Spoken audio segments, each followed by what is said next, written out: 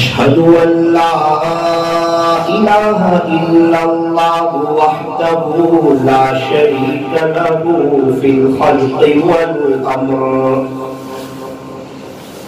व अशहदु अन्न सय्यदना व सनदना व हबीबना व शफीअना व खलीलना व मौलाना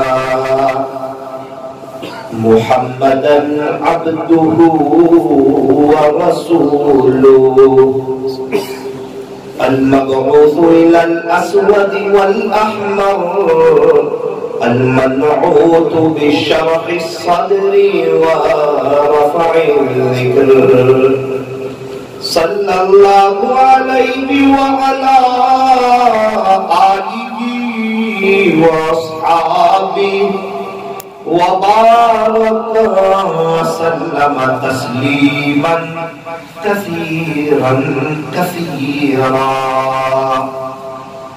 अम्मा बादु फ़अऊज़ु बिल्लाहि मिनश शैतानिर रजीम बिस्मिल्लाहिर रहमानिर रहीम मा यल्फ़िज़ु मिन क़ौलिन इल्ला लदैहि रक़ीबुन अतीद वक़ाल अल्लाहु तबारक व तआला फ़ी मक़ामिन आख़र वतूबू इलल्लाहि जमीअन अय्युहल मुअमिनून लअल्लकुम तुफ्लिहून सदक़ल्लाहु मौलानल अज़ीम वक़ाल नबिय्यु सल्लल्लाहु अलैहि वसल्लम ज़िक्रुल्लाहि शिफ़ाउल क़ुलूब वक़ाल अलैहिस्सलातु वस्सलाम अत्ताइबु मिनज़्ज़ंबि कमन ला ज़ंब लहु औ कमा क़ाल अलैहिस्सलातु वस्सलाम।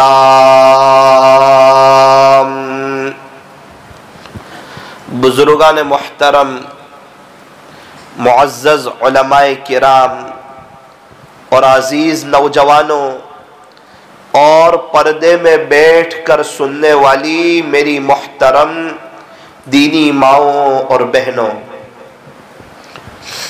ज़ुबान अल्लाह की बहुत बड़ी नेमत है। दुनिया में एक बड़ा तबका वो है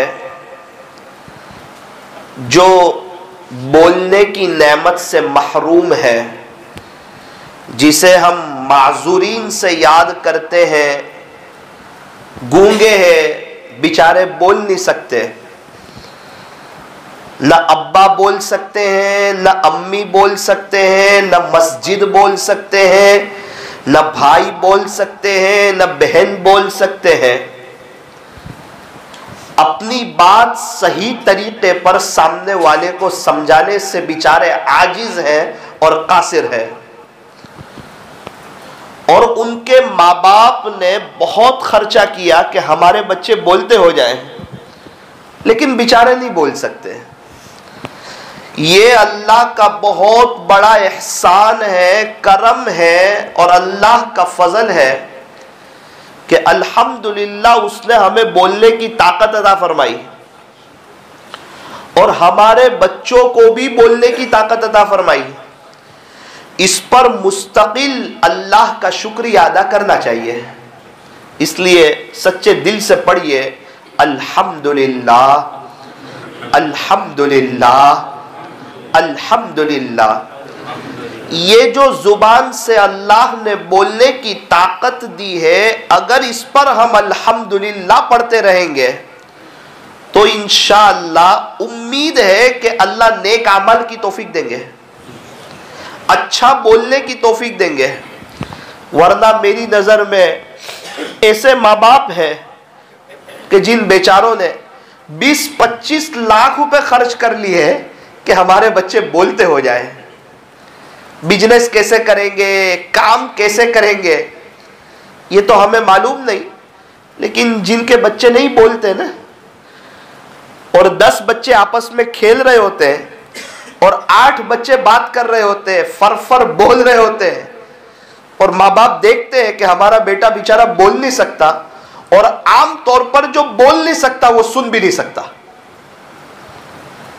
इसीलिए हमारे यहाँ कहते हैं भाई कहाँ की कौन सी जमात है, तो कहा समाज से भी माजूर है, बोलने से भी माजूर है, गूंगे बेरों की जमात। यहां पर इस आजिज को एक बात ये याद आई कि अल्लाह का दीन हमारा मोहताज नहीं है, हम अल्लाह के दीन के मोहताज हैं। अगर हम दीन का काम नहीं करेंगे, अल्लाह गूंगे बेरों से ले लेगा, माजूरों से ले लेगा, क्योंकि अल्लाह का दीन लावारिस नहीं है। अल्लाह का दीन हमारा मोहताज नहीं है, हम अल्लाह के दीन के मोहताज है। और अल्लाह का कुरान भी हमारा मोहताज नहीं है कि रमज़ान गया, हमने कुरान शरीफ एक तरफ रख दिया, रमज़ान का महीना था, सफ़ों में सब कुरान पढ़ते हुए नजर आते थे, जोहर में चले आए, अजान के साथ मस्जिदें भरी पड़ी है, मस्जिदें आबाद हैं, और सबके हाथ में अल्लाह का कुरान है। और नौजवान कहते भी है, मौलाना साहब रमज़ान में बड़ा सुकून लग रहा था। अरे लगेगा ना सुकून, जब हम फजर की नमाज पढ़ते, जब हम 5 वक्त की नमाज पढ़ते, जब हम कुरान शरीफ की तिलावत करेंगे, दुआएं करेंगे, अल्लाह की मानेंगे, तो क्या सुकून नहीं लगेगा? जरूर लगेगा। रमज़ान में हम गुनाहों से बचने की कोशिश करते हैं, कभी गाली बोलने का मौका है तो बंदा नहीं बोलता, वो कहता है रमज़ान है। गीबत का मौका है तो कहता है रमज़ान है। मोबाइल के गलत इस्तेमाल का मौका है तो अपने आप से कहता है रमज़ान है। तो ये रमज़ान में क्या करता है? फरमाया इंसान रमज़ान में अपने नफ्स को दबाता है, अपने नफ्स को कुचलता है। फिर क्या होता है? अल्लाह इसको सुकून अता फरमाते हैं, इत्मीनान अता फरमाते हैं, बहारें मिलती है, खुशियां मिलती है। हालांकि सुबह से भूखे रहना है, न पानी न खाना, दोपहर में भूखे रहना है, शाम को भूखे रहना है, इसके बावजूद जब रमजान जा रही होती है उस वक्त ये रोता है। 27 को इसकी आंखें खुलती है, तड़पता है। जब आखिरी रोजा हो और इफ्तारी से पहले दुआ कर रहा हो तो इसकी कैफियत अजीब हो जाती है कि पता नहीं अब दोबारा जिंदगी में रमजान मिलेगा या नहीं मिलेगा, कब आएगा रमजान। और कदर करने वालों ने बड़ी अच्छी तरीके पर रमजान को वसूल किया। हमारे एक दोस्त नवसारी में रहते हैं, उन्होंने रमजान में 40 मरतबा पूरा कुरान शरीफ खत्म किया, रोजाना एक कुरान 20 दिन तक। आखिरी अशरे में सुबह एक कुरान, रात एक कुरान, सुबह एक कुरान, रात एक कुरान। मेरे करीबी रिश्तेदार एहतिकाफ में बैठे हुए थे। मैंने उनसे पूछा कि ये जो मेरे दोस्त हैं ये रोजाना 2 कुरान पढ़ते हैं, तो ये कब पढ़ते हैं? कहा मौलाना साहब ये अजीब बंदा है, सुबह 9 बजे मस्जिद में आता है और 3:30-4 बजे तक कुरान कुरान कुरान कुरान। हा, जो अल्लाह के कुरान को वक्त देता है उसके कई पारे आसानी से हो जाते हैं। हमारे एक दोस्त है नवसारी में, जब भी देखूं माशाल्लाह कुरान पढ़ रहे। मैंने उनसे कहा कि रोजाना कितना कुरान पढ़ते हो? आप तो माशाल्लाह इमाम साहब है, बच्चों को पढ़ाते हैं, इतनी मेहनत करते हैं, ऑलरेडी आप आखिरत की तैयारी कर रहे हैं, आप आलिम दीन हैं, आपके 9-10 साल मदरसे में गुजरे, इतनी सब कुर्बानियां दी है, और अभी भी आप इतना कुरान पढ़ते हो चलते फिरते। कहने लगे मौलाना साहब रोजाना 5 पारे पढ़ने की नीयत की है और अल्हम्दुलिल्लाह आसानी के साथ पढ़ लेता हूं, कभी नागा नहीं होते। सफर में गया था ना, वहां भी नागा नहीं हुए। अरे सफर में तो छूट जाए। बोले नाना सफर में ना नाश्ता छूटता है, न दोपहर का खाना छूटता है, न रात का खाना छूटता है, न मेरी नींद छूटती है, तो क्या अल्लाह का कुरान ही छूट जाएगा? क्या अल्लाह का जिक्र इतनी कमतर चीज है? क्या इतनी छोटी चीज है कि यही छूट जाए? न मोबाइल छूटे, न दोस्त अहबाब छूटे। और अल्लाह तो कुरान में कहता है कि अल्लाह का जिक्र बहुत बड़ी चीज है। 21वें पारे में है, अल्लाह फरमाते वलज़िक्रुल्लाहि अकबर। खुलासा ये है कि अल्लाह का जिक्र तो बहुत बड़ी चीज है। इसी को शायर ने कहा, न दुनिया से न दौलत से न घर आबाद करने से, न दुनिया से न दौलत से न घर आबाद करने से तसल्ली दिल को होती है, खुदा को याद करने से। इंसान सोचता है कि थोड़ी दुनिया कमा लूंगा ना तो लाइफ वेल सेट हो जाएगी, जिंदगी गुजारने की मजा आएगी। ना भाई, अच्छा मकान बन जाएगा तो सुकून मिलेगा? फरमाया नहीं। मेरे घर में एसी लग जाएगा ना तो सुकून मिलेगा? फरमाया नहीं। एसी तो चमड़ी को ठंडक पहुंचाएगा, दिल को नहीं पहुंचाएगा।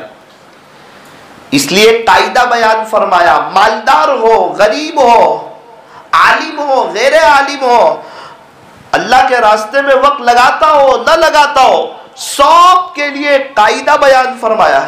चाहे अरबी हो या अजमी हो, शहर में रहने वाला हो या देहात का रहने वाला हो, गोरा हो या काला हो, हर एक के लिए एक कायदा बयान फरमाया। फरमाया सुकून चाहते हो? तो कहा हाँ, पूरी इंसानियत सुकून चाहती है। मिलेगा कहां? अल्लाह का कुरान कहता है। अल्लाह कुरान करीम में इरशाद फरमाते हैं, क्या फरमाया? अला ए लोगों सुनो, खबरदार हो जाओ, दिल के कानों से सुनो, बिज़िक्रिल्लाहि तत्मइन्नुल कुलूब, कि अल्लाह के जिक्र ही से कि अल्लाह के जिक्र ही से दिलों को इत्मीनान होता है। अल्लाह की याद से दिल को सुकून मिलता है।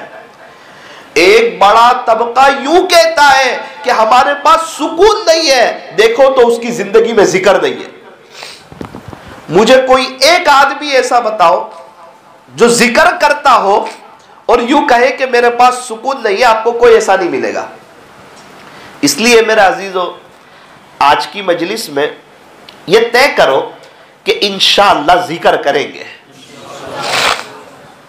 कम से कम रोजाना एक पारा कुरान शरीफ पढ़ेंगे इंशाअल्लाह। मदीना मुनव्वरा में गुंबद खजरा के पास एक शख्स से मुलाकात हुई। झाड़ू लगा रहे थे, सफाई कर रहे थे, दोस्ती हो गई, कुछ बातचीत हुई। क्या कर रहे हो? इतनी मुबारक जगह अल्लाह ने आपको कैसे पहुंचा दिया? आप यहां आ गए। आंख में से आंसू आ गए, कहने लगे मौलाना अजीब दास्तान है।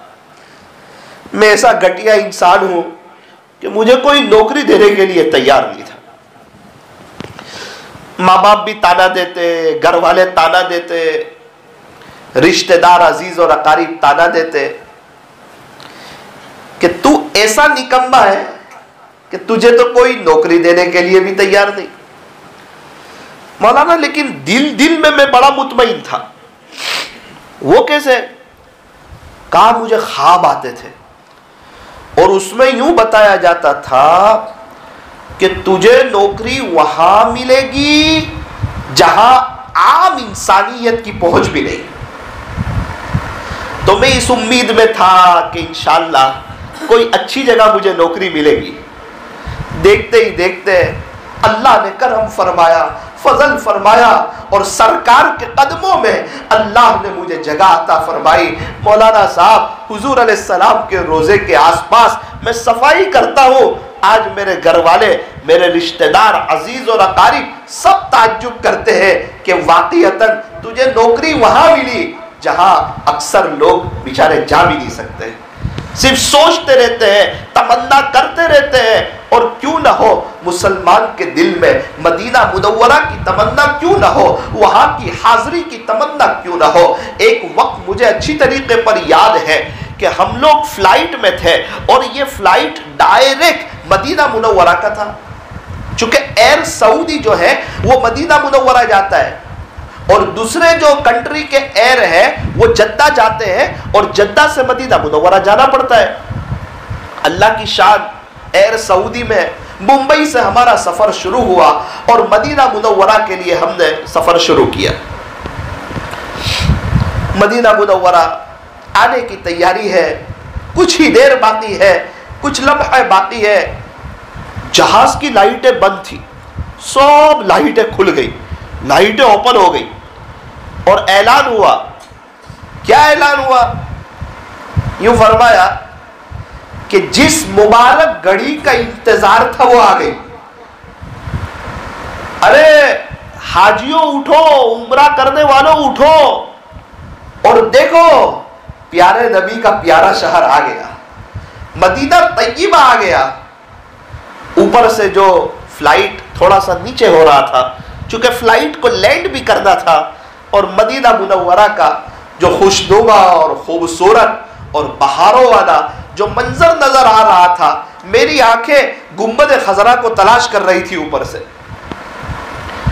अब वो फ्लाइट नीचे आता आता आता आता एक जगह अजीब गरीब नूरानियत, पुर रौनक, पुर बहार, पुर कैफ मंजर नजर आया। देखा तो मस्जिद नबवी के मीनारे नजर आए, गुंबद खजरा नजर आया। जिसको भी देखो उसकी जुबान पे दुरूद शरीफ, जिसको देखो वो प्यारे नबी की मोहब्बत में डूबा हुआ, जिसको देखो वो नबी अलैहिस्सलाम की मोहब्बत में तड़प रहा है। कोई शेर पढ़ रहा है, कोई मदीना मुनव्वरा की शान में कोई नज़म पढ़ रहा है, कोई दुरूद शरीफ पढ़ रहा है। हर एक की नजर बाहर है। हम लोग मदीना मुनव्वरा उतरे। एक टैक्सी वाले को कहा कि हमें मस्जिद नबवी के करीब ले जाए। जब टैक्सी में हम उहुद पहाड़ के करीब से गुजर रहे थे, मदीना मुनव्वरा के एक रात का मंजर भी बड़ा अजीब होता है। अल्लाह की शान, अल्लाह ने मुझे वहां पढ़ने का मौका दिया। तो जब दोस्ती हुई वहां के रहने वाले लोगों के साथ और उनके साथ जब मदीना मुनव्वरा की गलियों में जाने का इत्तेफाक हुआ, तो जो मदीना मुनव्वरा की बहारें देखी, अल्लाह अकबर। अल्लाह हमें वहां की बार बार अजमत के साथ और कदरदानी के साथ मकबूल हाज़िरी नसीब फरमाए। इसके लिए मेरे अजीजों दुआ करते रहना चाहिए। अल्लाह वालों की कोई दुआएं खाली नहीं जाती, वो दुआ करते हैं बारी ताला हर साल हज करना चाहता हूँ, रमज़ान में वहाँ मस्जिद नबवी में एहतिकाफ करना चाहता हूँ और जन्नतुल बकी में दफन होना चाहता हूँ। मेरा अजीजों हमारी भी अंदर की तलब हो, तड़प हो, दुआएं हो, बल्कि एक गल्ला बनाया जाए और उस गल्ले में कभी 10 रुपए, कभी 20 रुपए, कभी 30 रुपए कि इंशाअल्लाह मैं अपनी फैमिली के साथ वहां जाऊंगा। अपनी तलब तो बताओ अल्लाह को, अपनी तड़प तो बताओ अल्लाह को कि ए अल्लाह मैं वहां की हाजिरी चाहता हूं। इंशाअल्लाह अल्लाह पाक आसान करेंगे। अल्लाह के लिए क्या मुश्किल है। अल्लाह ताला हमें वहां की बार बार हाजिरी नसीब फरमाए। फिर क्या मंजर देखा उनके साथ जब कार में हम जा रहे थे। पता नहीं मुझे क्या हुआ, वो टैक्सी ड्राइवर थे, मैं एक सवाल कर बैठा, उस सवाल पर वो मुझसे नाराज हो गए, खफा हो गए। मैंने ये पूछा, भाई साहब आपको मदीना मुनव्वरा में कैसा लगता है? तो एकदम उन्होंने ऐसे हाथ मारा झटक कर कि ये कोई सवाल पूछने की जगह है? मदीना मुनव्वरा में आप ये सवाल पूछ रहे हो? कि मदीना मुनव्वरा में कैसा लगता है। थोड़ी देर के बाद उसने एक आह भरी और कहा कि देखो भाई, जब मैं मदीना मुनव्वरा छोड़कर भाड़ा लेकर बाहर जाता हूं, उस वक्त मुझे एहसास होता है कि मैं मदीना मुनव्वरा में कितने सुकून में था। अब मछली को कोई पानी में पूछे कि तुझे पानी में कैसा लगता है, वो तो पानी में तो अपनी टरावट में आ जाएगी, अपनी मस्ती में मस्त हो जाएगी। और मछली को अगर कोई पानी के बाहर निकाले फिर पूछे कि तुझे पानी में कैसा लगता है, तब तो जवाब दे सकेगी। वो ये कहने लगे कि जब मैं मदीना मुनव्वरा छोड़कर बाहर जाता हूं, तब मुझे एहसास होता है कि मदीना मुनव्वरा में कैसा लगता है। हमारे नवसारी के एक चचा कुछ वक्त पहले उम्रा करके आए। अल्लाह अकबर। मुझे एक साथी ने बताया, मौलाना ये देखो छोटी सी लाड़ी नजर आती है। मैंने कहा हाँ। ये चचा जो अंडे बेच रहे हैं ना, अंडे। मैंने कहा जी, ये चचा अभी उम्रा करके आए। मैंने कहा शायद किसी ने भेजा होगा। तो कहने लगे कि ये सवाल मैंने चचा से पूछा कि चचा आप उम्रा करके आए? तो कहा जी हाँ, मैं उम्रा करके आया। आपको किसी ने भेजा था? बोले नहीं, अल्लाह ने बुलाया था। बोले बेशक अल्लाह ही ने बुलाया था, जरिया क्या बना? बेटा अंडे बेचता गया, पैसे जमा करता गया, तलब सच्ची थी, अल्लाह ने बुला लिया। वो तो बड़ा करीम है, उससे दुआ करता था, उसने वहां की हाजिरी नसीब फरमाई। मेरे अजीजों, जब सच्ची तलब हो तो फिर अल्लाह की तरफ से बुलावा भी आ जाता है। तो वो शख्स से मुलाकात हुई जो हमारे नबी अलैहिस्सलातु वस्सलाम के रोजे के करीब झाड़ू लगा रहे थे, सफाई कर रहे थे। मैंने देखा उनके हाथ में अंगूठी वाली तस्बीह है।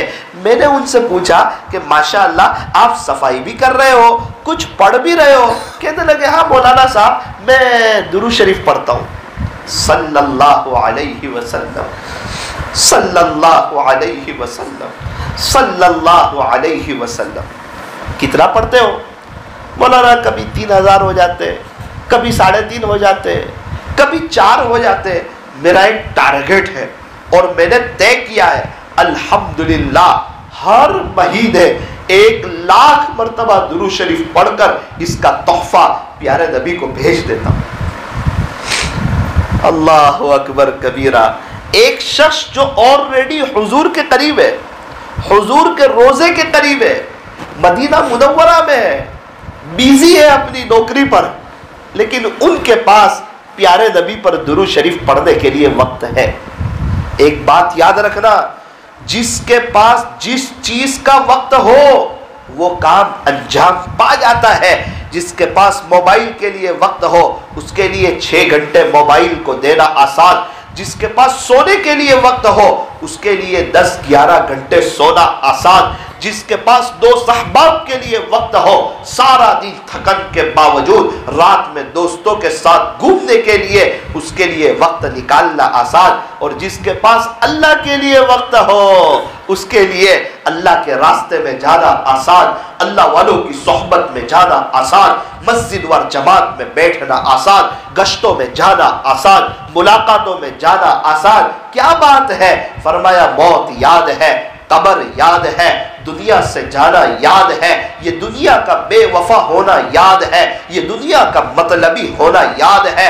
मतलब की है दुनिया सारी, मतलब के है सब संसारी। मेरे अजीजों जरा करीब से देखो, ये दुनिया मतलबी है, और थोड़ा करीब से देखो, ये 4 दिन की चांदनी फिर अंधेरी रात है। मेरे अजीजों अगर सुकून चाहते हैं, अगर हम इत्मीनान चाहते हैं, हमें कुरान पढ़ना होगा, हमें अल्लाह का जिक्र करना होगा। आज की मजलिस में ये तय करो कि इंशाअल्लाह रोजाना पाबंदी से 1 पारा पढ़ेंगे, हर महीने में 1 कुरान पढ़ेंगे, और हर महीने में हम भी प्यारे नबी पर 1,00,000 मरतबा दुरूद शरीफ पढ़ेंगे। मेरे अजीजों कोई मुश्किल नहीं है, आप डिजिटल तस्बीह अपने हाथ में भरा लो, सल्लल्लाहु अलैहि वसल्लम, सल्लल्लाहु अलैहि वसल्लम, सल्लल्लाहु अलैहि वसल्लम। आप पढ़ते रहो। सेलवास गया था, एक बुजुर्ग के हाथ में ये भरी हुई थी।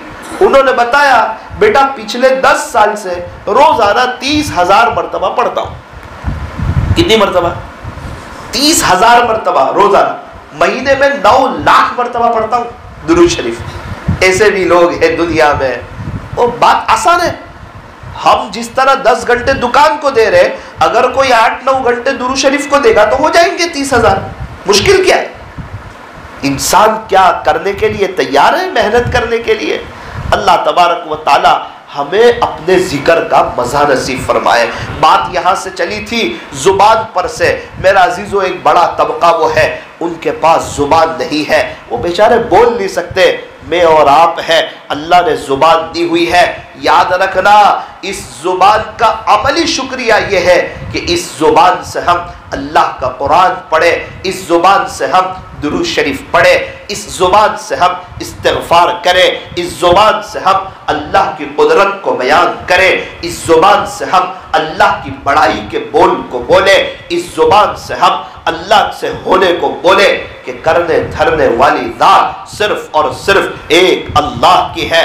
खालिक एक अल्लाह है, मालिक एक अल्लाह है, पालनहार एक अल्लाह है, आसमानों को बनाने वाला एक अल्लाह, जमीन को बिछाने वाला एक अल्लाह, समंदरों का निजाम चलाने वाला एक अल्लाह, समंदर से भाप को ऊपर ले जाने वाला और वहां से बादल को बनाने वाला और जहां चाहे वहां बादल को बरसाने वाला, ये एक अल्लाह है। आसमान से पानी वही बरसाता है, जमीन से गल्ला वही उगाता है, अंडे से बच्चे को वही निकालता है और सारी दुनिया पर मेरे अल्लाह का कंट्रोल है। उसकी ताकत बड़ी है, उसकी कुदरत बड़ी है और वो तन्हा बादशाह है।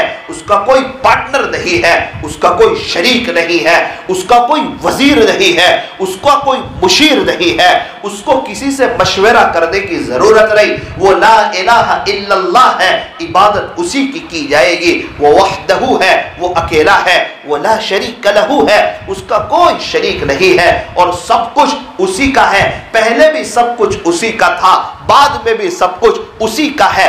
जरिए के तौर पर अल्लाह ने इंसान को कुछ कुछ दे रखा है। एक वक्त आएगा सब लोग खत्म हो जाएंगे, 4 फरिश्ते बचेंगे, उसमें से 3 खत्म हो जाएंगे। मलकुल मौत कहेगा अल्लाह अब मैं बाकी हूं और आप बाकी हैं। अल्लाह कहेंगे आज मलकुल मौत को भी मौत आ जाए, ये जो रूह निकालने वाला फरिश्ता है ये धड़ाम से गिरेगा, मलकुल मौत को भी मौत आ जाएगी। मेरे अजीजों, अब कौन बाकी है? का एक अल्लाह बाकी है। ये सब किसका है? का एक अल्लाह का है। पहले किसका था? का एक अल्लाह का था। कुल्लु मन अलैहा फान, एक वो दिन आने वाला है हर चीज फना हो जाएगी, हर चीज खत्म हो जाएगी। बाकी क्या रहेगा? वयबका वजहु रब्बिका ज़ुल जलाली वल इकराम, सिर्फ और सिर्फ तेरे रब का जाहो जलाल बाकी रहेगा। फबिअय्यि आलाइ रब्बिकुमा तुकज़्ज़िबान, ए इंसानों और ए जिन्नातों की जमात, तुम अपने रब की कौन कौन सी नेमतों को झुठलाओगे? मेरे अजीजों, कुरान में अल्लाह गिला कर रहा है, कुरान में अल्लाह शिकवा कर रहा है। या अय्युहल इंसान, पूरी इंसानियत से कह रहा है, सिर्फ ईमान वालों से नहीं, सिर्फ मुसलमानों से नहीं, पूरी दुनिया की इंसानियत से अल्लाह ये पुकार कर अपनी कुरान में कह रहा है, या अय्युहल इंसान, ए इंसान, मा गर्रक बिरब्बिकल करीम, तुझे तेरे रब से किस चीज ने धोखे में डाल दिया? अल्लाह के अलावा तुझे कौन अच्छा लगा? अल्लाह की किताब के अलावा तुझे किसकी किताब अच्छी लगी? अल्लाह के जिक्र के अलावा तुझे किसका नाम अच्छा लगा? तू क्यों अपने अल्लाह को भूल गया? अरे मोबाइल की आवाज सुनकर तेरे कान फौरन मुतवज्जे हो जाते हैं, अजान की आवाज सुनकर तेरे कान क्यों फौरन मुतवज्जे नहीं होते? मेरे बंदे, तू कामयाबी को कहां तलाश करता है? अपने बिजनेस में, अपने घर में, अपने मकान में, अपने शोरूम में, अपने दोस्तों में, मोबाइल में? अरे तू कामयाबी कहीं और तलाश कर रहा है। और मेरा मुनादी पुकार करके ये कहता है, हय्या अलल फलाह, हय्या अलल फलाह, आओ कामयाबी की तरफ, आओ कामयाबी की तरफ। कामयाबी अल्लाह के घर में, कामयाबी नमाज में, कामयाबी अल्लाह के सामने पेशानी बिछाने में, कामयाबी अल्लाह की मान करके जिंदगी गुजारने में, तो मेरे अजीजों वही बादशाह है, वही खालिक है। इम्तिहान सिर्फ एक बात का है, इम्तिहान सिर्फ एक बात का है, इम्तिहान सिर्फ एक बात का है। वो क्या है? मेरी मर्जी और अल्लाह की मर्जी, ये इम्तिहान है। ए इंसान, तू अपनी मर्जी चलाता है या मेरी मर्जी पर चलता है? अगर मेरी मर्जी पर चलता है तो दुनिया में इज्जतें तेरे कदमों में, हर नेमत अल्लाह तुझे अता फरमाएंगे। और अगर तू अपनी मर्जी चलाएगा तो परेशान हो जाएगा, डिप्रेशन का शिकार हो जाएगा। 2 काम बनाने जाएगा 4 काम बिगड़ जाएंगे, 4 काम बनाने जाएगा 8 काम बिगड़ जाएंगे। घर वुसअत के बावजूद तेरे ऊपर तंग हो जाएगा और हालात एक के बाद दूसरे हालात, दूसरे के बाद तीसरे हालात। पहले एक शख्स कमाता था, घर के 9 लोग खाते थे, अब 9 लोग कमाएंगे फिर भी घर के खर्चे पूरे नहीं होंगे। बड़ी मेहनत से 80-90 हजार रुपए जमा होंगे 1-2 साल में, और किसी का 1,10,000 का ऑपरेशन हो जाएगा। 20,000 के लिए तो फिर मारा मारा फिरेगा। मेरे अजीजों, अल्लाह को नाराज करके कोई खुश नहीं रह सकता। बाप नाराज हो तो बाप के घर में अच्छा नहीं लगता, और अल्लाह नाराज हो फिर अल्लाह की जमीन पे अच्छा नहीं लगता। कितना अच्छा मौका है, हमारे नबी ने अल्लाह की मानी, सहाबा ने अल्लाह की मानी, सब अल्लाह वालों ने अल्लाह की मानी। आज वो अपनी कब्र में बड़े खुश हैं मेरे अजीजों। और जिन्होंने अल्लाह की नहीं मानी, अल्लाह को नाराज किया, प्यारे नबी के तरीके को छोड़ा, कुरान शरीफ को एक तरफ रखा, क्या हलाल क्या हराम, सूद से भी आने दो, गलत तरीके पर भी आने दो, झूठ बोलकर भी आने दो, पता नहीं आज उनके साथ कब्र में क्या हो रहा होगा। और कितने तड़पते होंगे कि काश मेरे पास भी मौका था, मैं भी अल्लाह की मान लेता तो आज मैं बहारों में होता। तो इसलिए मेरे अजीजों, एक जिंदगी है, मेरे और आपके पास एक मौका है। 2-3 बातें ये आजीज आज की मजलिस में आपके सामने रखना चाहता है, फिर अपनी बात को खत्म करूंगा। जरा ध्यान से सुनना, दिल के कानों से सुनना।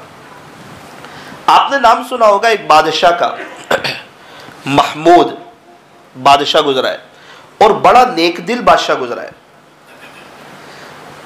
महमूद बादशाह था, इनका अपना एक दौर था, इनका दबदबा था, वर्चस्व था, इनकी रियाया थी, बड़ा शाही महल था महमूद बादशाह का, और बड़े बड़े वुज़रा इनकी खिदमत करते थे।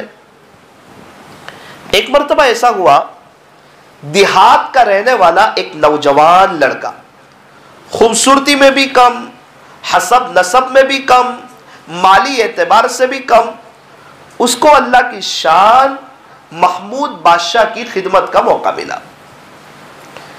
अब जब खिदमत का मौका मिला, उसने इतनी अच्छी खिदमत की, इतनी अच्छी खिदमत की कि बादशाह का बड़ा प्यारा हो गया, बड़ा दुलारा हो गया।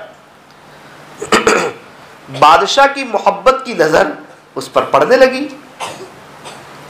दूसरे वजीरों को हसद हुआ कि यार, हम हुस्न में ज्यादा, मालो दौलत में ज्यादा, हसब नसब हमारा अच्छा, हम वजीर, ये गुलाम, और बादशाह की यार आजकल जो मोहब्बत की नजर अयास पर पड़ती है वो हम पर नहीं पड़ती। कुछ करना चाहिए, बादशाह सलामत से बात करनी चाहिए। आखिरकार तो अयास गुलाम है, देहात का रहने वाला है, हम तो बड़े लोग हैं, बहुत पहले से बादशाह के साथ चल रहे, पता नहीं हमारे बादशाह को क्या हो गया। कभी कभार ऐसा होता है, एक शख्स दीन की मेहनत से बहुत दूर होता है, आता है बाद में, लेट आता है, लेकिन वो आके ऐसी कुर्बानी देता है, तकाजों पर चलता है, मशवरों में जाता है, अल्लाह का जिक्र करता है, कुरान की तिलावत करता है, दुरूद शरीफ और इस्तिग़फ़ार करता है, गुनाहों से बचता है, रात को उठता है, तहज्जुद पढ़ता है। तो एक शख्स जो 20 साल से सिर्फ उठक बैठक कर रहा था, वो बंदा 2 महीने में आके इससे आगे निकल जाता है। कभी ऐसा होता है। यहां ऐसा हुआ, वजीर लोग देखते रह गए और अयाज आकर ऐसी खिदमत करता गया कि बादशाह का बड़ा प्यारा हो गया, बादशाह का दुलारा हो गया। वजीरों ने बात की, बादशाह सलामत, आप बुरा ना माने तो एक बात करें। बहुत अच्छा, क्या बात करनी है? कहा बादशाह, आप अयाज को जो मोहब्बत की नजर से देखते हम पर, हमें नहीं देखते, और आपकी निगाह करम जो अयाज पर होती है वो हम पर नहीं होती। हालांकि हम हुस्न में अच्छे, मालो दौलत हमारे पास ज्यादा, खूबसूरती में हम अच्छे, इतनी मुद्दत से आपके पास है। अयाज तो आजकल आपके पास आया है, कब आपको धोखा दे दे, कब आपको बना करके चला जाए, कुछ पता भी नहीं है, देहाती है ये। बादशाह ने कहा किसी वक्त देख लेंगे। एक मर्तबा बादशाह सलामत ने एक फल मंगवाया। बादशाह का दरबार लगा हुआ है, बड़े बड़े वज़ारा मौजूद है, अयाज गुलाम भी मौजूद है। बादशाह ने छुरी मंगवाई और उसकी चीरी की, जिसको काशे कहते हैं, उसकी काशे करवाई, उसकी चीरी करवाई और पहले वजीर को दिया कि लीजिए ये थोड़ा सा खा लीजिए। तो वजीर ने जब उसको मुंह में रखा तो उसने कहा बादशाह सलामत, थू थू, ये तो बहुत कड़वा है, इसको तो खा ही नहीं सकते, और इसको खाना यानी कि बड़ा मुश्किल काम है, ये तो बहुत कड़वा फल है। बादशाह सलामत, ना आप खा सकते हैं ना हम खा सकते हैं, माजिरत चाहते हैं। दूसरे वजीर को दिया, तीसरे को दिया, चौथे को दिया, पांचवें को दिया, सब ने मना कर दिया। अब बारी आई अयाज की, अयाज को दिया, ओ अयाज मजे ले लेके खाने लगा। बादशाह सलामत ने कहा अयाज, बहुत मजे लेके खा रहे हो, कोई मीठा फल है क्या? कहा बादशाह सलामत, मीठा तो नहीं है तो बड़ा कड़वा, लेकिन जिस बादशाह के हाथ से आज तक मीठी मीठी चीजें खाता रहा, आज कभी कड़वी चीज भी आ गई तो मैं क्यों शिकायत करूं, शिकवा करूं? मैं तो गुलाम हूं, आपके हाथ से आज तक मीठी मीठी चीजें मिलती रही, तो मेरे दिल ने गवारा नहीं किया कि मैं इस चीरी को वापस करूं। लिहाजा मीठी चीजें जितनी मजे से खाता था, ये काश भी मैं इतनी मजे से खाऊंगा। बादशाह सलामत ने कहा देखा आपने, ये अपने बादशाह की कैसी कदर करता है। अल्लाह वाले फरमाते हैं अयाज गुलाम एक दुनिया के बादशाह का ऐसा इकराम करता है, उसकी नेमतों को इस तरह याद रखता है, तो हम भी तो अल्लाह के गुलाम हैं। अल्लाह की तरफ से हर वक्त मीठी मीठी नेमतें हमें मिलती रहती है। कभी हालात आ जाए, कभी तकलीफ आ जाए, कभी बीमारी आ जाए, कभी परेशानी आ जाए, फिर हम शिकवे क्यों करते? क्या हम वो सारी नेमतें भूल जाते हैं जो अल्लाह पाक ने हमें दी थी? इसलिए फरमाया उस नेमत को भूलना नहीं चाहिए। हम पर कितनी नेमत है अल्लाह की तरफ से, हाथ, कान, पैर, नाक, जुबान। लॉकडाउन में जब बेचारे गरीब बस्ती वाले तड़प रहे थे अनाज के लिए, उस वक्त क्या अल्लाह ने हमें शानदार नहीं खिलाया? क्या हर साल रमजान करते गुज़िश्ता साल रमजान में अच्छा नहीं खाया? किसने खिलाया? अल्लाह ने खिलाया। दुनिया बंद है, लॉकडाउन है, फैक्ट्री बंद है, बाजार बंद है, रोज कमा के रोज खाने वाले 2 दिन दुकान पर न जाए, उनके घर में मसला हो जाए, कई दिनों तक दुकान बंद है, और अल्लाह बता रहा है कि देख खिलाने वाला मैं। जब तू मां के पेट में था जब भी मैंने खिलाया था, जब तू स्कूल जाता था जब भी मैंने खिलाया था, लॉकडाउन में भी मैं ही खिला रहा हूं। और याद रखना, तू अपनी बीवी बच्चों को नहीं खिला रहा, मैं ही खिला रहा हूं। एक नजर उठा, जितनी बेवा है ना उसको कौन खिला रहा है? जो बच्चे यतीम है उन्हें कौन खिला रहा है? और जब तेरा इंतकाल होगा फिर तेरे घर वालों को कौन खिलाएगा? जरिया कोई भी बन जाए, खिलाने वाली जात अल्लाह की है। वो बादशाह है, वो खालिक है, वो रज़्ज़ाक़ है। अरे 30 रुपये वाला तरबूज 15 रुपये में खिलाया, 70 रुपए किलो वाली दराख 30 रुपए किलो में खिलाई।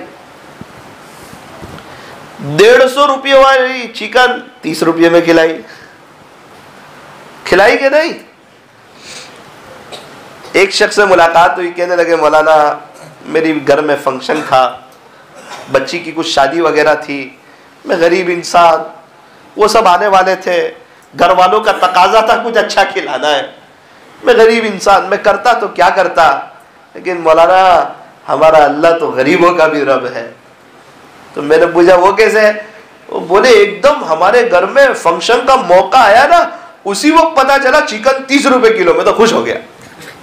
ओ शानदार फंक्शन हुआ, सब ने खाया और सब खुश होकर गए, खूब चिकन खिलाई लोगों को। एक लतीफा भी पेश आ गया। सूरत के एक शख्स नवसारी आए हुए थे, चिकन 30 रुपए किलो थी, बाद में वो 200 रुपए पर पहुंच गई 1.5-2 महीने के बाद। एक साथी ने कहा अल्हम्दुलिल्लाह हमने 100 किलो ले ली थी, अभी 70 किलो मौजूद है, 70 किलो आपके यहीं शालीमार के ही थे, 70 किलो है फ्रीजर में, अब हम लोग तो मजे से खा रहे हैं। तो सामने वाले ने मुझे कहा कि मौलाना अपने भी भर लेते तो अच्छा होता, 30 रुपए थी, लेकिन लोग कह रहे थे कि इससे भी सस्ती हो जाएगी। 30 रुपए से क्या सस्ती होगी? अब जब बात उसके साथ हुई तो इंसान है ना, बात बदलता है, फौरन बात पलटी और मुझे कहता है मौलाना ये बासी खाने से अच्छे है कि ताजी खाई जाए। वो सामने वालों को लाजवाब कर रहा है, कह रहा है आपके पास 70 किलो है, आप बासी चिकन खाएंगे, आप वो खाते रहो और हम ताजी ताजी खाते रहेंगे। अल्लाह अकबर कबीरा। मेरे अजीजों, खिलाने वाली जात अल्लाह की है। हमारे लिए भी इस वाक़ये में बहुत बड़ा सबक है कि कभी अल्लाह की तरफ से हालात आ जाए, तो कोई तकलीफ आ जाए, कोई मुसीबत आ जाए, कभी अल्लाह पाक चेक करते हैं कि मेरा बंदा क्या करता है, इसलिए उस वक्त सब्र करना चाहिए। अल्लाह किसके साथ है? अल्लाह का कुरान कहता है इन्नल्लाहा मअस्साबिरीन, बेशक अल्लाह सब्र करने वालों के साथ है। अल्लाह किससे मोहब्बत फरमाते हैं? अल्लाह का कुरान कहता है वल्लाहु युहिब्बुस साबिरीन, कि अल्लाह सब्र करने वालों से मोहब्बत फरमाते हैं। तो हम तो सब्र भी करेंगे, शुक्र भी करेंगे। ये एक वाकया हुआ।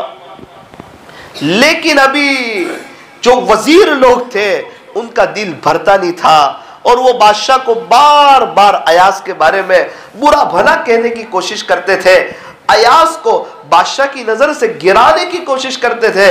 लेकिन अयास चूंकि बादशाह की बड़ी खिदमत करता था तो बादशाह की नजर से कहां से गिरेगा।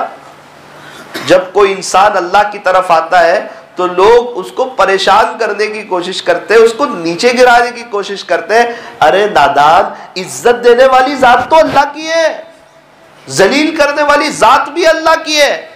नादान को इस बात का क्या पता, नादान को इस बात का क्या पता।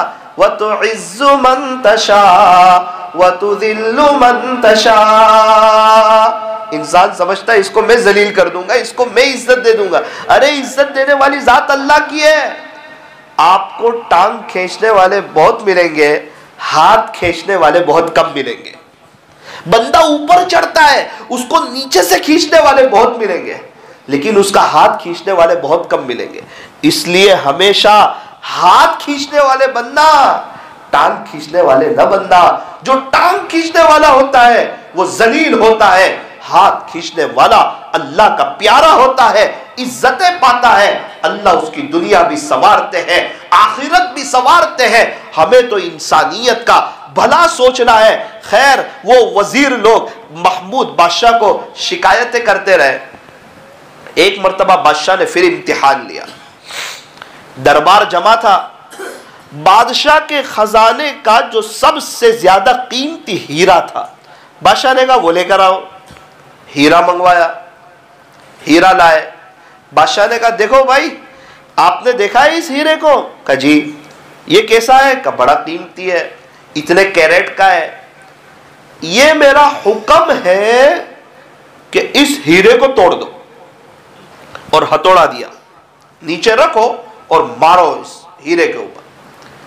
तो पहले वजीर ने हीरे को लिया, अपने हाथ में रखा और कहा, बादशाह सलामत, हम आपके खैरखा हैं, आपके बड़े करीबी हैं और कम उम्र से आपके साथ जिंदगी गुजारी है, हम कभी भी अपने बादशाह का नुकसान नहीं कर सकते। इतना कीमती हीरा हमारे बादशाह का नुकसान हो जाए, यह हमें बर्दाश्त नहीं। दूसरे के पास गया, तीसरे के पास गया, सब ने यही कहा। अयाज को कहा, अयाज हीरे को तोड़ दो। अयाज ने हीरा लिया, उसको नीचे रखा और हथौड़ा उठाया और इतनी जोर से जो मारा कि हीरे के पारे पारे हो गए, टुकड़े टुकड़े हो गए। तो सब वजीरों ने कहा, बादशाह सलामत, हमने कहा था ना आपको कि ये बड़ा नादान है, बड़ा कम अकल है, ये देहाती है, इसके पास वो ज़र्फ नहीं है, इसके पास वो दिमाग नहीं है। आज आपको पता चला ना कि इसने शाही खजाने में कितना बड़ा नुकसान कर दिया, हमारे बादशाह का कितना बड़ा नुकसान किया, आपको पता चला ना? कहा, अयास, बादशाह ने पूछा, तुझे मालूम था ये हीरा है? कहा, ये नहीं मालूम था कि बहुत कीमती है? बादशाह सलामत, ये भी मालूम था। ये कितनी कैरेट का है ये नहीं मालूम था? कि ये भी मालूम था। शाही खजाने में बड़ा नुकसान हो जाएगा, ये तेरे इल्म में नहीं था? का बादशाह सलामत, ये भी था। फिर क्यों तोड़ा? का बादशाह, जब हीरा आया मेरे सामने तो एक तरफ तो हीरा था और एक तरफ आपका हुक्म था, और अयाज तो आपका दीवाना है, आपके हुक्म के सामने ऐसे करोड़ों हीरे कुर्बान है। जब आपका हुक्म आया हीरा तोड़ दे, अब ये कितना कीमती है, मैं इसे कहां देख सकता था? मैं तो आपके इशारों पर चलने वाला, ये तो आपका हुक्म आया, मैंने हथौड़ा उठाया, हीरे के टुकड़े टुकड़े कर दिए। सारे वजीर थे वो लाजवाब हो गए, वो खामोश हो गए। एक बुजुर्ग फरमाते हैं कि अयाज तो अपने बादशाह का इतना ख्याल रखता है, ए इंसान, क्या तू अपने मौला के हुक्म का इतना ख्याल रखता है? मेरे अजीजों, अल्लाह के हुक्म के सामने अपनी तमन्नाओं का खून कर दो, अपनी आरजुओं का खून कर दो, अपनी खुशियों का खून कर दो, लेकिन कभी भी अल्लाह के हुक्म को न तोड़ो। ये कीमती है, ये काम कीमती है, ये काम कीमती है, मीठी नींद कीमती है, ना ना ना, फजर की नमाज कीमती है, फजर की नमाज कीमती है। एक तरफ ग्राहक खड़े हुए हैं और एक तरफ जमात जा रही है, ग्राहक कीमती है या नमाज कीमती है? उस वक्त कहो ना, नमाज कीमती है। इसलिए मेरे अजीजों, एक बात तय करो कि हम भी अपनी तमन्नाओं पर हथौड़ा मारेंगे, अपनी आरजुओं पर हथौड़ा मारेंगे, लेकिन कभी भी अल्लाह के हुक्म को तोड़ने नहीं देंगे। एक अयाज गुलाम है जो अपने बादशाह के हुक्म को नहीं तोड़ता, इतना कीमती हीरा तोड़ देता है। हमें भी तय करना चाहिए, हम हर एक कुर्बानी दे सकते हैं, हम दुनिया की हर चीज तोड़ सकते हैं, यानी अपनी तमन्नाओं का खून कर सकते हैं, हम अपनी उम्मीदों का खून कर सकते हैं, लेकिन हम अल्लाह के हुक्म को कभी भी नहीं छोड़ सकते। फिर वजीर लोग थे, हसद जो होता है ना, हसद ये बहुत बुरी बला है, इंसान को गिरा देता है अल्लाह की नजर से। हसद, हसद इंसान की नेकियों को इस तरह खा जाता है जिस तरह आग लकड़ियों को खा जाती है, इस तरह हसद इंसान की नेकियों को खा जाता है।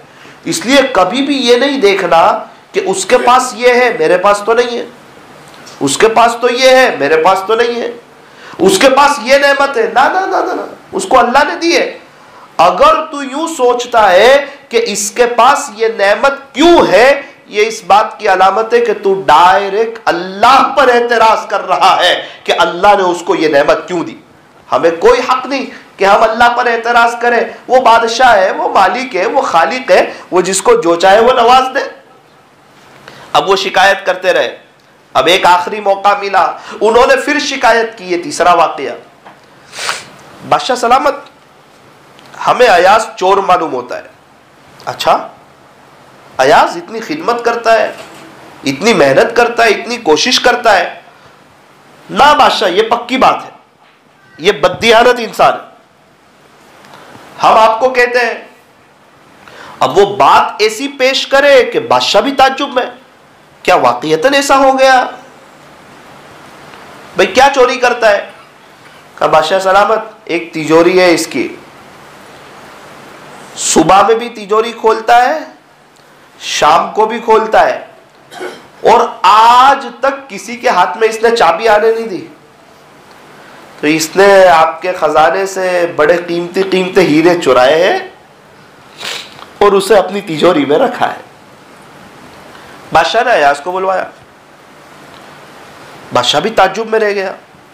अयाज, आपकी तिजोरी है? जी। उसकी चाबी आप किसी को नहीं देते? नहीं।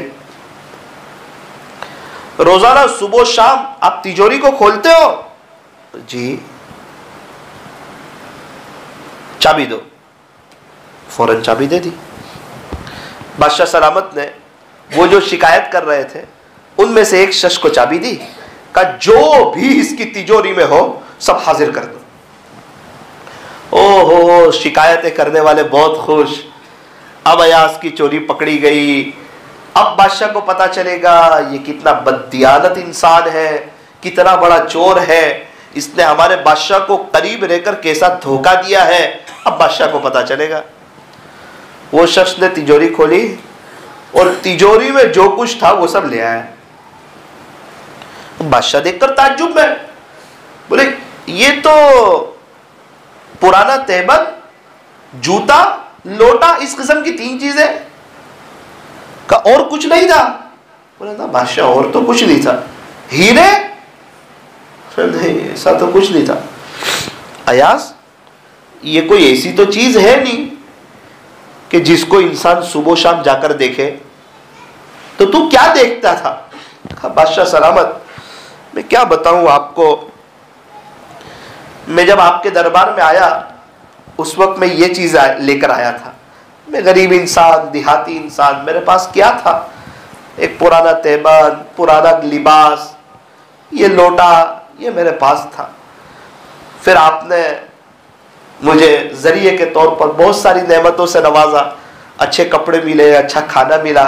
तो बादशाह सलामत, रोजाना सुबह भी मैं तिजोरी खोलता हूँ और अपने आप को कहता हूँ कि देख अयाज, ये बादशाह ने तुझ पर बड़ी जर्रा नवाजी फरमाई है, कभी तो इसके खिलाफ मत जाना, वरना तेरी तो ये औकात थी।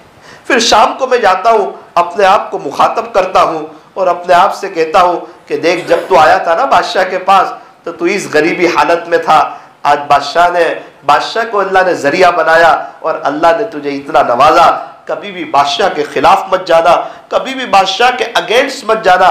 बादशाह सलामत, यही वो एनर्जी पावर है जिसकी वजह से इतनी शौक से और इतनी बढ़ चढ़ के मैं आपकी खिदमत करता हूँ और आपका दीवाना बनता हूँ और हर वक्त आपकी खिदमत में हाजिर होता हूँ।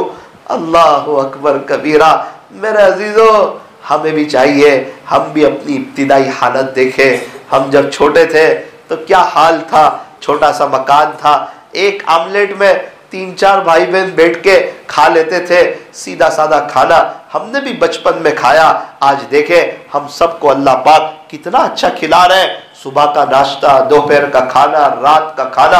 अक्सर वो लोग जिन्होंने अपनी जिंदगी अजीब व गरीब बचपन में कश्मकश में गुजारी, 20-25 तारीख के बाद घर में अम्मी अब्बा के पास चाय बनाने के पैसे नहीं होते थे, कभी कभार स्कूल में फीस के लिए पैसे नहीं होते थे, अम्मी अब्बा कभी कभार खाने में दोपहर का खाना रात खा लेते थे। क्या हमारे घर में इस किस्म के हालात नहीं थे? क्या देखते ही देखते क्या अल्लाह ने हमें नहीं नवाजा? अच्छे कपड़े, अच्छा लिबास, अच्छी बाइक, अच्छी गड़ी, अच्छी चीजें, अच्छा मोबाइल, अच्छा मकान, मीठी नींद। मेरे अजीजों, हम भी तो अपनी पहली जिंदगी पर नजर करते तो हमें भी एहसास होता कि अल्लाह पाक ने मुझे बहुत नवाजा है। आज भी कुछ लोग हैं जो बेचारे फुटपाथ पर सोते हैं, फुटपाथ पर उनकी जिंदगियां गुजर रही है। मैंने एक 6-7 साल के लड़के को आपके सूरत के फुटपाथ पर देखा था कि उसके पास सर के नीचे रखने के लिए तकिया नहीं था, तो उसने अपने जूते उतारे और उसी पर सर रख करके सो गया। उस वक्त रात में जब मैं अपने तकिए पर सर रखा, उस वक्त अल्हम्दुलिल्लाह निकला और एहसास हुआ साकिब कितने लोग वो है जिनको ये तकिया भी नसीब नहीं है, और हम है शानदार तकिया है, शानदार बिस्तर है। कितने लोग फुटपाथ पर है, न उनके घर में पंखा है, न बिजली है, न ये छत है, न ये मकान है। सुबह उठ के क्या नाश्ता करेंगे कुछ पता नहीं। कितने लोग हैं गर्मी का वक्त, दोपहर में 12 बजे का वक्त, 12:30 बजे का वक्त, चिलचिलाती गर्मी है, और फकीरों के बच्चे कितने ऐसे हैं कि उनके पास जूते नहीं है। 4 साल की उम्र, 5 साल की उम्र, आखिरकार वो भी तो किसी इंसान के बच्चे है ना। हमारा बच्चा अपना बच्चा है, वो भी तो किसी का बच्चा है, वो भी तो इंसान है, उसकी भी तो तमन्नाएं हैं, उसकी भी तो आरज़ुएं है। उसके माँ बाप के दिल पर क्या आरे चलते होंगे जब एक जूते दिलाने के लिए बाप के पास 50 रुपए ना हो, 100 रुपये ना हो। हमने देखा कितने गरीबों को कि उनके बच्चों के पैर में बेचारों के पास चप्पल नहीं, जूते नहीं, और हमारे बच्चों के पास 10-10, 15, 20-20 जोड़ी कपड़े हैं, 2-2, 3-3 जूते हैं। अल्लाह अकबर कबीरा। मेरे अजीजों, एक बड़ा तबका है जो हालात में हमारे यहाँ, मुझे पता चला सैयद घराने के लोग हैं, दोपहर में उनके पास खाने के लिए कुछ नहीं था, सिर्फ 5 रुपए थे, तो उन्होंने 5 रुपए का अचार मंगवाया और करीब से एक मकान वाले ने रोटी दे दी, तो उन घर वालों ने बैठकर वो रोटी और ये खा लिया। इस रमजान की बात कर रहा हूँ, इस रमजान की 3रा रोजा था। एक शख्स आए, बहुत नेक इंसान, अच्छे इंसान, कभी किसी के सामने जुबान नहीं खोलते होंगे। मुझे कहा मौलाना आज सुबह में घर में 5-6 लोग हैं, सब ने दूध था, चाय बना ली और कुछ टोस्ट वगैरह थे, उससे सहरी कर ली। 5 बजे का वक्त है, बच्चे इस उम्मीद में है कि घर में आज इफ्तारी में कुछ होगा, लेकिन सही कह रहा हूँ इफ्तारी के लिए भी कुछ नहीं है, एक पानी के शरबत जैसा भी नहीं है मेरे अजीजों। और हम हैं, शानदार सहरी है, शानदार इफ्तारी है, हम बहारों में है, हम नेमतों में है, हम बहारों में है, हम नेमतों में है। अभी मेरे अजीब दास्तान पड़ी कि एक बच्चा, उसको स्कूल से यूं कहा कि भाई तू फीस लेकर आना, बहुत दिन हो गए, अगर आइंदा कल भी तू फीस न लेके आया तो तुझे स्कूल से निकाल दिया जाएगा। वो बेचारा छोटा 5, 5.5, 6 साल का होगा बच्चा, अपनी माँ के पास आया, अपनी अम्मी को आकर कहता है अम्मी स्कूल से फीस मंगाई है और सर ने यूं कहा है अगर कल को फीस न दी तो तुझे स्कूल से निकाल दिया जाएगा। माँ ने कहा बेटा तुझे पता है हम गरीब लोग हैं और तेरे अब्बू थे वो फीस भर दिया करते थे, और तुझे पता है कुछ वक्त पहले ही तेरे अब्बू का इंतकाल हो चुका है, मेरे पास तो फीस के लिए कोई पैसे कोई नहीं।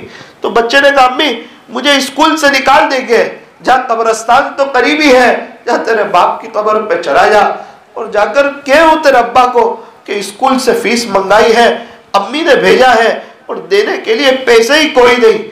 फिर वो बच्चा बाप की कब्र पे बैठा, छोटा सा 6 साल का बच्चा, वो समझा कि शायद मैं बात करूंगा तो मेरे अब्बू जवाब देंगे, लेकिन उसको क्या पता कि अक्सर जाने के बाद कोई आवाज नहीं आया करती। लाइटों को बंद कर दी।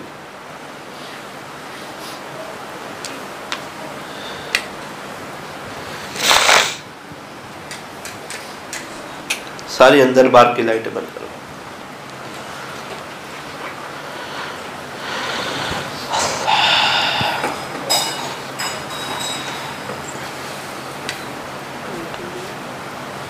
ये भी बंद कर दो।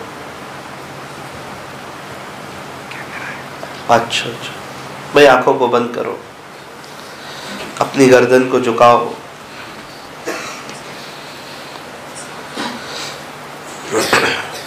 उसके बाद उसने अपने अब्बा से कहा बाबा जान अब्बू जी स्कूल से फीस मंगवाई है, अम्मी के पास देने के लिए कुछ नहीं है, माँ ने भेजा है, जो कहा जा तेरे अब्बू के पास फीस लेकर आ। जब उसने देखा कि ये तो कोई आवाज नहीं आ रही तो बेचारा गमगीन हो गया, तड़प गया, बेचैन हो गया, सर नीचे रखकर उसके आंख में आंसू आ गए। करीब में एक शख्स खड़े थे, अल्लाह तो बड़े करीम है, बड़े मदद करने वाले, बड़े रहम करने वाले। वो करीब वाले शख्स उनके पास आए, कहा बेटा बेटा आपके अब्बू ने भेजा है। कहा अच्छा मेरे अब्बू ने भेजा है? बोले हाँ, वो आपकी फीस देने के लिए भेजा है। उसका भी दिल बेचारे का टूट गया कि यतीम बच्चा है, इसको कोई दिलासा दूं, इसको कोई तसल्ली दूं। तो वो कहने लगा हाँ हाँ अंकल, मेरी तकरीबन 1500 रुपये फीस है। उसने फीस दिए, वो उछल कूदने लगा और अपनी अम्मी के पास चला गया कि अम्मी अब्बू ने पैसे भिजवा दिए, अम्मी अब्बू ने पैसे भिजवा दिए। हम हैं सारी जिंदगी माँ बाप फीस भरते रहे और आज उनको उनकी खिदमत करने के लिए भी तैयार नहीं, और जिसके माँ बाप चले गए वो इसारे सवाब करने के लिए भी तैयार नहीं।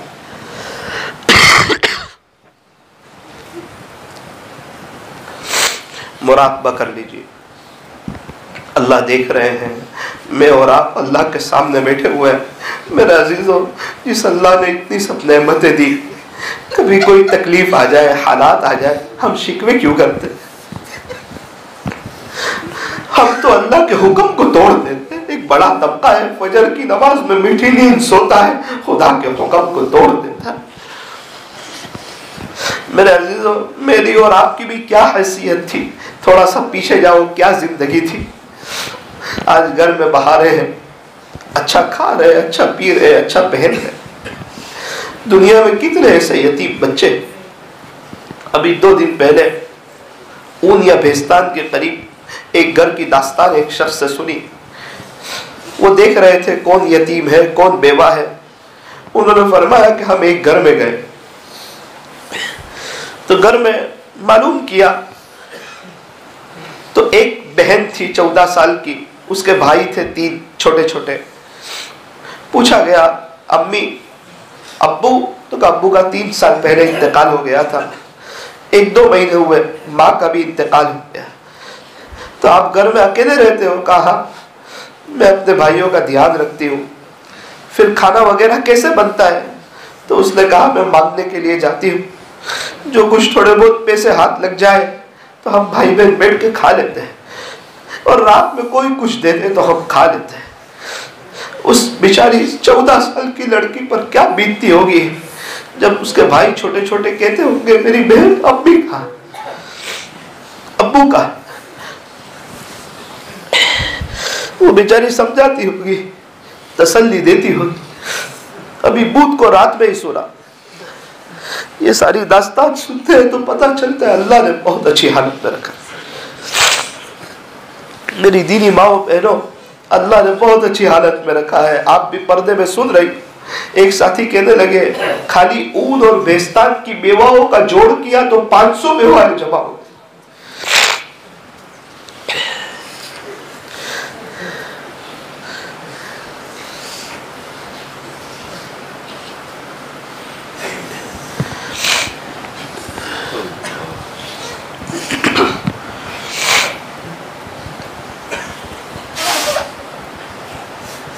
दिल से अल्लाह को याद कीजिए, और अल्लाह की मोहब्बत पे रोना बहुत बड़ी चीज़ है।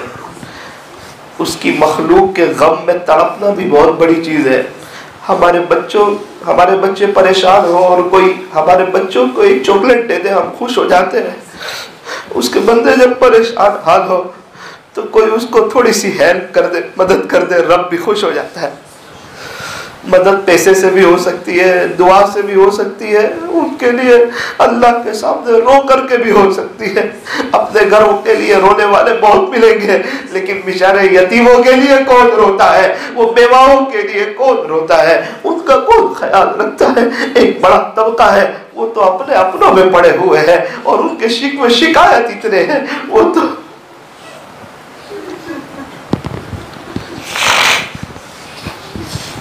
ला इलाहा इल्लल्लाह मुहम्मदुर रसूलुल्लाह सल्लल्लाहु अलैहि वसल्लम। मेरा अजीजों, अगर दिल नरम हो रहा है, रोना आ रहा है, तो रोते हुए अल्लाह को याद कीजिए।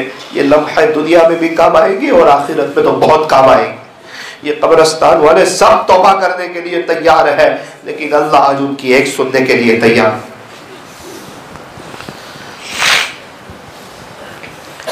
ला इलाहा इल्लल्लाह, ला इलाहा इल्लल्लाह, ला इलाहा इल्लल्लाह, ला इलाहा इल्लल्लाह,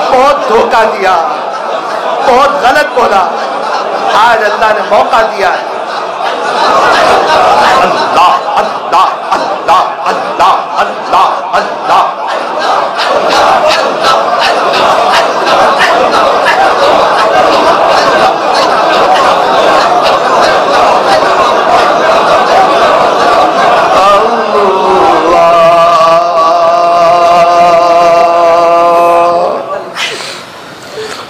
ला इलाहा इल्लल्लाह मुहम्मदुर रसूलुल्लाह सल्लल्लाहु अलैहि वसल्लम। अल्हम्द, हाथ उठाइए, दुआ कर लीजिए।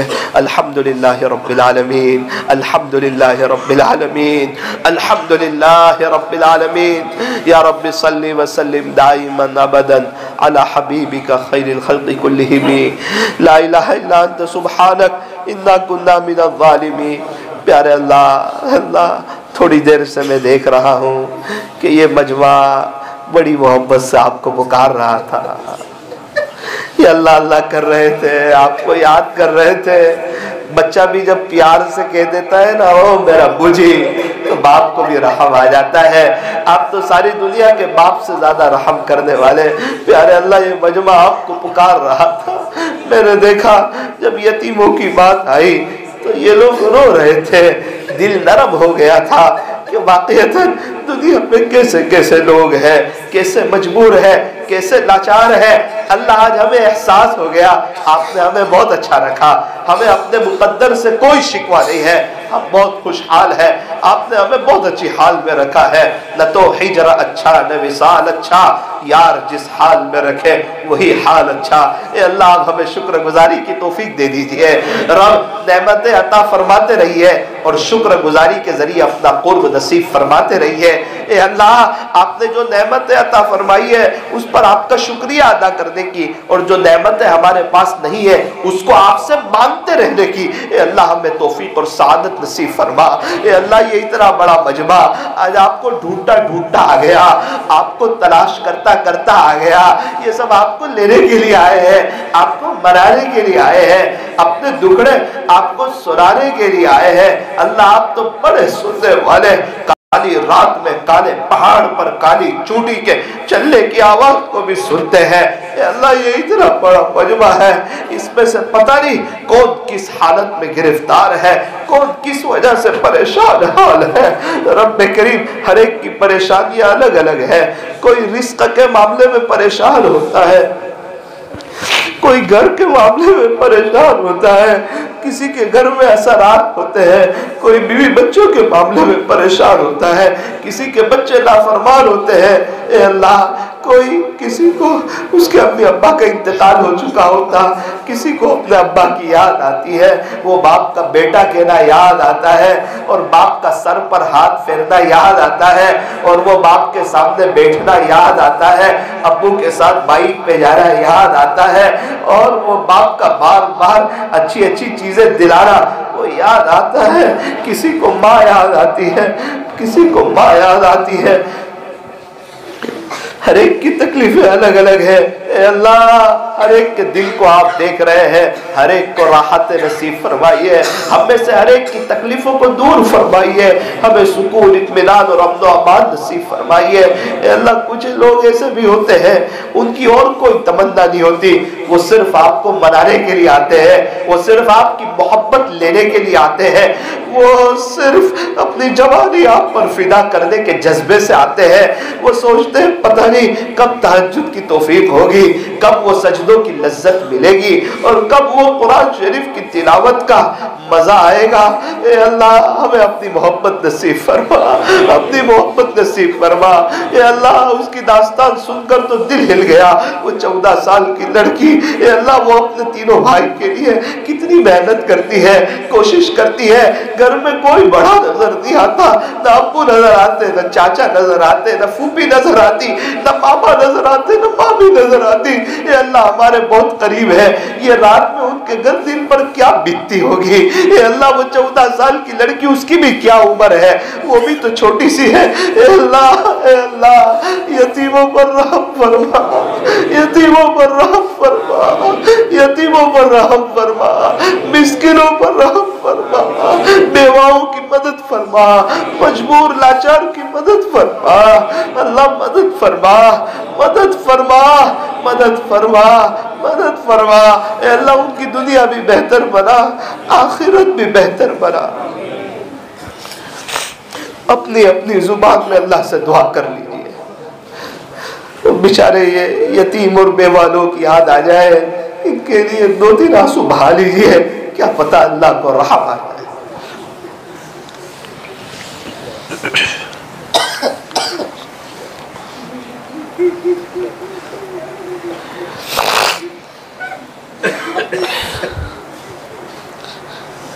ये तो जिस पर बीतती है ना वही जानता है कि क्या होता है।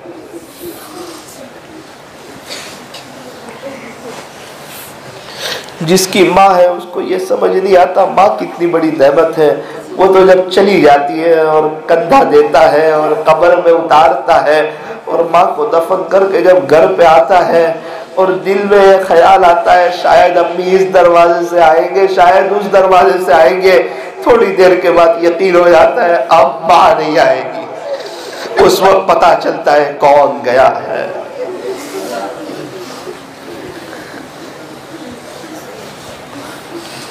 अल्लाह आज की मजलिस को अपनी बारगाह में कबूल फरमाइए, हमारे लिए आखिरत में नजात का जरिया फरमाइए। कहने सुनने में कुछ कमी ज्यादती गलती हो गई हो अपने फजल से मुआफ फरमाइए। इस मजलिस के इनेकाद के लिए जिन जिन हजरात ने मेहनतें की हो ए अल्लाह उनकी मेहनतों को कबूल फरमा कर उनको अपनी शायद शान बदला नसीब फरमाइए। ए अल्लाह हाजिरीन मजलिस की मगफिरत फरमाइए, हम में से हर एक को अपना पर्सनल बिजनेस अता फरमाइए, बरकतों वाली हलाल रोजी अता फरमाइए। ए अल्लाह आपको याद करने की महीने में लाख मरतबा के करीब दुरूद शरीफ पढ़ने की, रोजाना कम से कम 1 पारा पढ़ने की, फजर की नमाज और नमाजों की पाबंदी करने की ए अल्लाह हमें तौफीक और सादत नसीब फरमा। अल्लाह आज हम तौबा करते हैं, माफी मांगते हैं, पिछले हमारे सारे गुनाहों को माफ फरमा, आइंदा गुनाहों से बचने का पुख्ता इरादा करते हैं। ए अल्लाह इस्लामी तर्ज के मुताबिक अपनी जिंदगी गुजारेंगे। ये नौजवान भी नियत करते हैं कि दाढ़ी हमारे नबी को पसंद थी, सहाबा को पसंद थी, और दाढ़ी हमारे नबी की थी, सहाबा की थी, अल्लाह वालों की थी। इंशाअल्लाह हम हीरो और क्रिकेटरों की नकल नहीं उतारेंगे, प्यारे नबी की नकल उतारेंगे और हम भी अल्लाह के महबूब बनेंगे, अल्लाह के दीवाने बनेंगे। ए अल्लाह इस्लामी तर्ज के साथ हमें जिंदगी गुजारने की तौफीक और सादत नसीब फरमा। सल्लल्लाहु तआला अला खैरि खल्क़ि मुहम्मद व आलिहि व अस्हाबिहि अजमईन बिरहमतिका या अरहमर राहिमीन।